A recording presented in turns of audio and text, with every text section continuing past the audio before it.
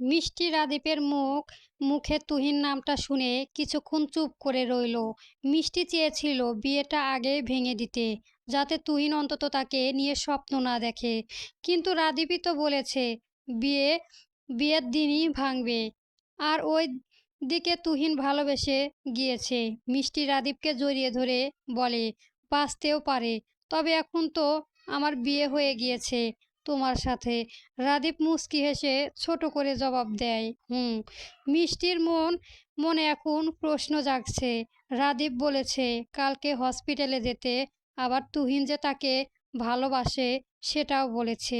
এখন মিষ্টির মনে হচ্ছে তুহিন হসপিটালে নয়তো রাদীপ কি ওর সাথে ঝামেলা করেছে। রাদীপ মিষ্টির মাথায় হাত রেখে তার ভেজা চুলগুলো ছেড়ে দেয়। মিষ্টি রাদীপের জিজ্ঞাসা করে, আচ্ছা তুমি কালকে হসপিটালে যাবে কেন? একবার বললাম না কাজ আছে। মিষ্টি মিনমিন করে বলে, ঠিক আছে সকালবেলা। রাদীপের ঘুম ভাঙতেই মিষ্টিকে পাশে পায় না। হাত জড়িয়ে পুরো বিছানা খোঁজে, তাও পায় না। বিরক্তি নিয়ে উঠে বসে। বিছানা থেকে নেমে ওয়াশরুমে চলে যায়। ওয়াশরুম থেকে বেরিয়ে এসে দেখতে পায় সাইড টেবিলে কফির মগ। রাদীপ কফি খেতে খেতে বেলকুনিতে চলে যায়। শীতের সকালে রোদ গায়ে পড়তেই মন মস্তিষ্ক সাজক হলো। মিষ্টি রাদীপের জন্য কফি দিয়ে রাহার রুমের সামনে দিয়ে যাচ্ছিল। রাহার চোখে চোখ পড়তেই মিষ্টিকে ডেকে ওঠে রাহা, আপু শোনো। মিষ্টি মুচকি হেসে রুমে ঢুকলো। রাহা বিছানা গুছিয়ে রাখছে। মিষ্টি পুরো রুমটায় চোখ বুলিয়ে বলে ওঠে, রাহা রাজ কোথায়? মাত্রই তো রুমে ছিল, কোথায় গিয়েছে বলতে পারলাম না আপু। ও।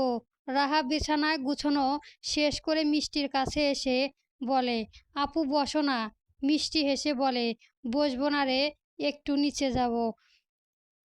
চলো তাহলে আমিও যাব। ঠিক আছে আয়। মিষ্টি আর রাহা নিচে নেমে আসে।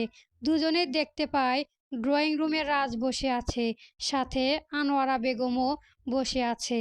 মিষ্টি আর রাহা দুজনেই ওদের সাথে বসে। আনোয়ারা বেগম রাহার মাথায় হাত বুলিয়ে দিয়ে বলে, তোমার শরীর কেমন এখন? ভালো। যাক, ভালো থাকলেই ভালো, দেইখা থাকো। ঠিক আছে দাদিজান। এই বলে তিনি রাজের কান ধরে বলেন, বিয়া করেছিলা, জানাও নাই কেন? বউ লুকাইয়া রাখিছিলা কেন? রাজ হেসে বলে, সবাইকে জানালে কেউ অর্ধেক, বউ অর্ধেক ফুরিয়ে যেত, তাই জানায়নি। কান ছাড়ো। আনোয়ারা বেগম ছেড়ে দিয়ে বলেন, তোমাগো মন মার্জি তো বুঝি না। ভালো করছো বিয়া কইরা, বিয়ার বয়সও তো হইছে। রাজ বলে, আমরা তো তাও বিয়ের বয়স হওয়ার পরই বিয়ে করেছি। আর তোমাকে দাদাজান তো বয়স হওয়ার আগেই বউ করে এনেছিল। এই কথা শুনে মিষ্টি রাহা হেসে ওঠে। মিষ্টি উঠে দাঁড়িয়ে বলে, থাক তোরা, আমি এই মশকরার মধ্যে নেই, আমি চললাম। রাজ বলে, তুই আবার কোথায় যাবি? একটু বস না। না ভাইয়া, থাকবো না, থাকো তোমরা। এই বলে মিষ্টি কিচেনে আর মা তার আর ছোট আম্মুর কাছে চলে আসে। রান্নাবান্না দিকটা দুজনেই সামলাক। আর যে কাজে লোক রাখা হয়েছে সে রান্না বাদে বাকি সব কাজ করে দেয়। মিষ্টি দুজনের উদ্দেশ্যে বলে, তোমাদের কাজে হেল্প করব। সাইমা চৌধুরী বললেন, না আমরাই করে নিচ্ছি, তুই বসে থাক, কিছু করতে হবে না। আমরা যতদিন আছে আছি ততদিন তোদের আর কিচেনে ঢুকতে হবে না। এরপরে যখন থাকবো না তখন নিজেদের কাজ নিজেরাই করবি, এখন কিচ্ছু করতে হবে না। মিষ্টির মুখ বেঁকিয়ে বলে, এখন তো বলছো তো কিচ্ছু করতে হবে না। আর কালকে যে আমাকে দিয়ে তোমার ছেলের জন্য কত কিছু রান্না করালে, তার বেলায়। মিষ্টি এই কথা শুনে ছাইমা চৌধুরী আর রুমানা চৌধুরী দুজনেই হেসে ওঠেন। মিষ্টি যেন আরও জ্বলে উঠল। রাগে হন হন করে বেরিয়ে যায়। কারো সাথে কোনো কথা না বলে সোজা সিঁড়ি বেয়ে উপরে রাদীপের রুমে চলে এলো। রুমে এসে বিছানা গুছিয়ে চুপচাপ বসে রইল। রাদীপ বেলকনি থেকে ওকে দেখছে। এরপর রাদীপ ঢুকতে ঢুকতে বলে, মহারানী রেগে আছে নাকি? না, কিন্তু তোকে তো রাগী দেখাচ্ছে। কই না, তাহলে একটু হাসি দে দেখি। মিষ্টি জোরপূর্বক হাসি হাসে। রাদীপ বলে, এবার ঠিক আছে। এবার কিছুক্ষণ পরে মিষ্টি বলে ওঠে, তুমি কি এখন বের হবে? না, কেন? এমনি। কিছু লাগবে? না। কিছু আনতে হলে বল। না, কিছু আনতে হবে না। তাহলে বলিও যে বের হবে কি না? কেন, আমি কি বলতে পারি না, নাকি অন্য কেউ বলবে? রাদীপ মাথা হালকা কাত করে বলে ওঠে, বলতেও পারো। তোর মতো এমন রাগ করে সে বলবে না, সুন্দর করে বলবে। মিষ্টি একটু জেলাস হলো। অন্য কেউ কে বলবে সুন্দর করে? মিষ্টি বড় বড় চোখ করে তাকিয়ে বলে ওঠে, তোমার বউ থাকতে তুমি অন্য কারো থেকে সুন্দর কথা শোনার আশা করো কিভাবে? তুই তো এক সময় বলতে এখন রাগ করে আছিস। আর এই রাগের সময় যদি কেউ একটু ভালো করে কথা বলে, সব সময় তো চাইছিস না। আমি তো সব সময় তোমার মতো রেগে থাকি না। আর তুমি নিজেও তো রেগে রেগে কথা বলো। আমি কি তখন অন্য কারো থেকে মিষ্টি মিষ্টি কথা শোনার আশা করি? কথাটা শেষ হওয়ার সাথে সাথে রাদীপ মিষ্টি চেয়ারে চেপে ধরে স্পষ্ট গলায় বলে ওঠে, একদম জানে মেরে দেব এরকম কথা মুখ থেকে বের হলে। আজ প্রথম বললি, তাই কিছু বললাম না। তবে পরের বার মনে রাখিস। মিষ্টি হবার মতো মিষ্টি হাবার মতো তাকিয়ে রইল। রাগ উঠেছিল তার মায়ের সাথে রান্না নিয়ে, আর সেইটা ঘুরে ফিরে রাদীপের কাছে চলে এলো। রাদীপ মিষ্টিকে ছেড়ে দিয়ে গম্ভীর কণ্ঠে বলে, তোর বোরখা আছে? মিষ্টি এবার স্বাভাবিকভাবে কথা বলে, আছে। বোরখা পরে রেডি হয়ে থাকিস বিকেল ৩টায়। এত আগে? আগে তোরে নিয়ে হসপিটালে যাব। সেখানে বেশি সময় লাগবে না। এরপরে ঘুরতে যাব। ঠিক আছে। রাদীপ মিষ্টিকে নিয়ে কাছে এনে বলে, আমায় বিশ্বাস করিস তো? মিষ্টি এক বাক্যে বলে, বিশ্বাস করি। তাহলে বিশ্বাস রাখ। তুই থাকতে আমি কখনো অন্য কাউকে চাইব না। মিষ্টির চোখ দিয়ে আপনা আপনি পানি পড়তে লাগলো। রাদীপকে শক্ত করে জড়িয়ে ধরে বলে ওঠে, আমি তোমায় খুব ভালোবাসি। কখনো তোমায় ছাড়া থাকতে পারবো না। আর বিশ্বাস করো, তুমি ছাড়া অন্য কাউকে চিন্তাও করি না। রাদীপ মুচকি হেসে বলে, বিশ্বাস করি তো তোকে, খুব বিশ্বাস করি। এই বিশ্বাস করেই তোর কাছে আবার ফিরে এসেছি। দুপুর ২টা। মিষ্টি নিজের রুমে ঢুকে বোরখা আনার জন্য মনে মনে যে কত খুশি তার বলার বাহিরে। বজ্জাতটা ধীরে ধীরে ভালো হচ্ছে। রাগ করে তবুও তার ভালোর জন্যই তো করে। মিষ্টি খুব ভালো লাগে এতে, কারণ এই রাগের মাঝেও কেয়ার খুঁজে পায়। মিষ্টির বোরখা, হিজাব হিজাব পিন নিয়ে রাদীপের রুমে চলে এলো। রাদীপ তখন ঘুমিয়ে আছে। রাতে ঠিক ভাবে ঘুমায়নি, তাই বেলা 11টার দিকে ঘুমিয়েছিল। এখনো ঘুমিয়ে আছে। মিষ্টি রেডি হতে শুরু করে। রাদীপ উঠে যদি দেখে রেডি হয়নি, তাহলে আবার রেগে যাবে। তার থেকে বরং রেডি হয়ে বসে থাকাই ভালো। মিষ্টি রেডি হয়ে বসে রইল রাদীপের পাশে। রাদীপের ফোন নিয়ে টাইম দেখলো, 2:30 বাজে। রাদীপ বলেছিল 3টায় বের হবে। সময়ও তো বেশি নেই। আর এই ছেলে ঘুম থেকেই উঠছে না। রাদীপ উবু হয়ে শুয়েছিল। মিষ্টি রাদীপের পিঠে হাত রেখে হালকা করে ধাক্কা দিতেই বলে, এই যে শুনছো? রাদীপ রাদীপ নড়াচড়া উঠে ঘুম জড়ানো কণ্ঠে বলে, বল। তুমি না বলেছিলে 3টার সময় বাহিরে নিয়ে যাবে?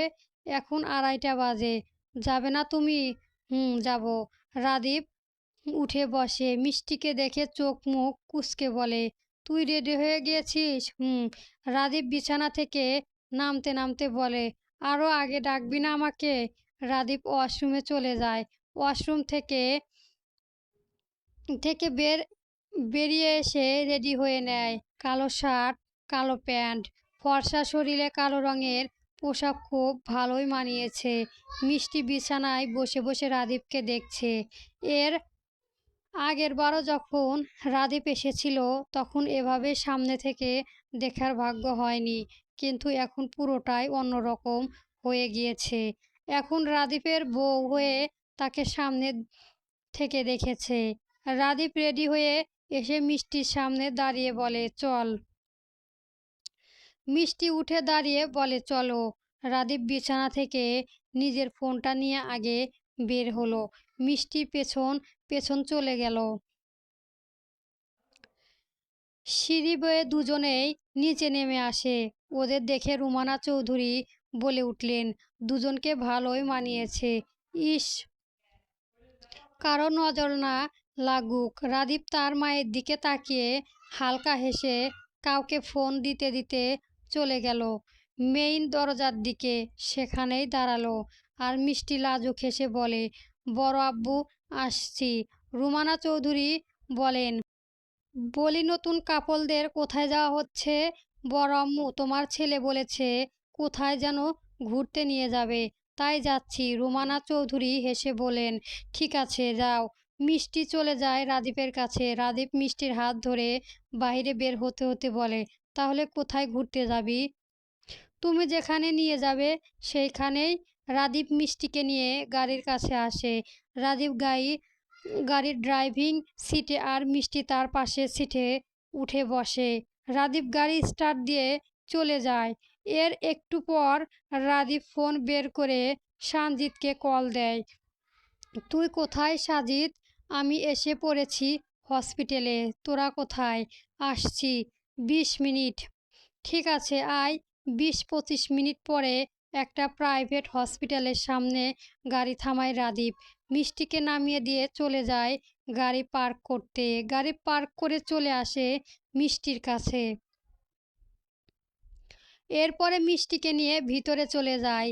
সামনে দেখা হয় সাজিদের সাথে। সাজিদ ওদের সামনে এসে দাঁড়িয়ে মিষ্টির দিকে তাকিয়ে বলে, ভাবি কেমন আছেন? মিষ্টি জবাবে বলে, ভালো আছি। আপনি কেমন আছেন? ভালো। রাদীপ সাজিদের দিকে তাকিয়ে বলে, তাহলে চল। হুম, আয়। আমি সব বলে রেখেছি মাকে। আন্টির চেম্বার কোথায়? দোতলা মায়ের চেম্বার। উপরে যেতে হবে। হুম, চল। সাজিদ আগে গেল। রাদীপ মিষ্টি হাত ধরে ওকে নিয়ে উপরে চলে গেল। চেম্বারের দিকে যেতে যেতে মিষ্টি রাদীপের দিকে তাকিয়ে জিজ্ঞাসা সুরে বলে ওঠে, কিসের ডক্টরের চেম্বারে যাচ্ছি আমরা?